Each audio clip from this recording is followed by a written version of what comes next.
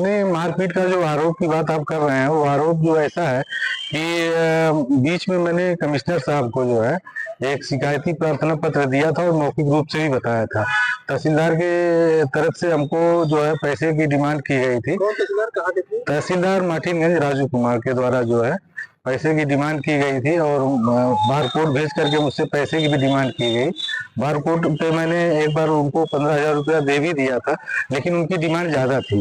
पैसा मैं अगर उनको पूरा नहीं दे पाया तो इसलिए हमको लगभग 7-8 महीने से दौड़ा रहे थे और मौके पे हमारे जमीन का जो विवाद था, जो कब्जा परिवर्तन बीच में अधूरा छोड़ के जो राजस्व टीम गई थी, उसका निस्तारण नहीं करवा रहे थे। उसी के दौरान जब हमने कमिश्नर साहब को जो प्रार्थना पत्र दिया था, तो उन्होंने बीच में हमें आश्वासन भी दिया कि जो है हम बीच में 26 जनवरी पड़ गई, तो उन्होंने कहा कि जो है ऐसा है अभी ये 26 जनवरी फोर्स हमें मिल नहीं पाएगी और हम 26 जनवरी के बाद जो है आपके यहाँ हम आते हैं।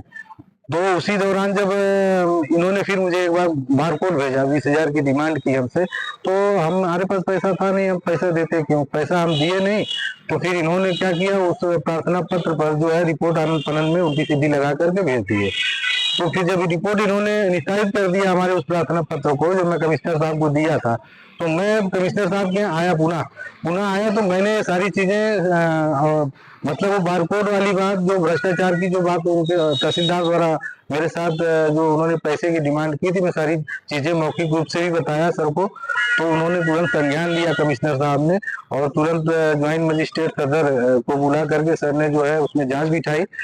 तो जांच जब बिठाई तो उसमें वो दोषी पाए गए, वो कहीं ना कहीं वो साक्ष्य जो भी हम दिए थे वो सही निकले। तो ये क्या किया, हमारे ऊपर तहसीलदार जो है समझौता बनाने के लिए, समझौता कराने के लिए दबाव बनाने लगे।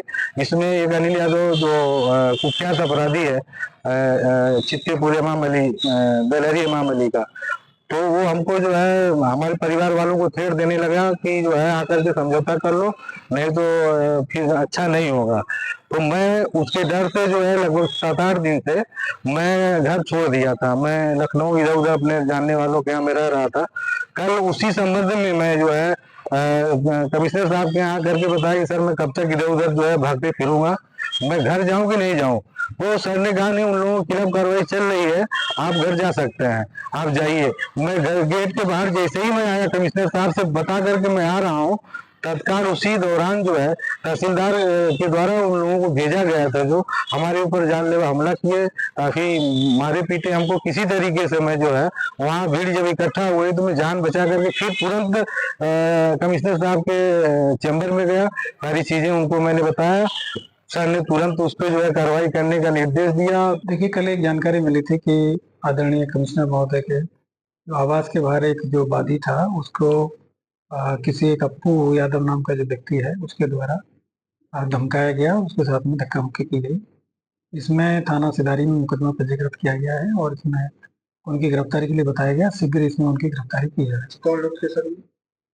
ये थाना दीदारगंज के लोग थे और इनके जो वादी पक्ष है वो वहाँ से शिकायत करने आए थे कमिश्नर साहब ने यहाँ पे, तो जमीन के मामले में, और इसी पे इनके द्वारा ये कहा गया था कि आपने यहाँ पे क्यों शिकायत किया गया। इसी को लेकर उनके साथ में धक्का मुक्की किया गया और उनका कहना है कि उनको धमकाया गया। इसी पर मुकदमा पंजीकृत किया गया है और इनकी गिरफ्तारी इसमें की जाएगी। और ये जो व्यक्ति है अप्पू यादव, इनका पूर्व में आपराधिक इतिहास भी रहा है, इनके खिलाफ सख्त कार्रवाई। देखिए, एक जमीनी विवाद के संबंध में तहसीलदार मार्टिनगंज के विरुद्ध शिकायत प्राप्त हुई थी, जिसमें प्रशासनिक जांच की गई। प्रशासनिक जांच में तहसीलदार मार्टिनगंज दोषी पाए गए थे और उसी के परिप्रेक्ष्य में उनके विरुद्ध अनुशासनात्मक कार्रवाई करने के लिए बोर्ड को संस्तुति भेजी गई है। साथ ही उनके विरुद्ध जो समुचित विधिक कार्रवाई है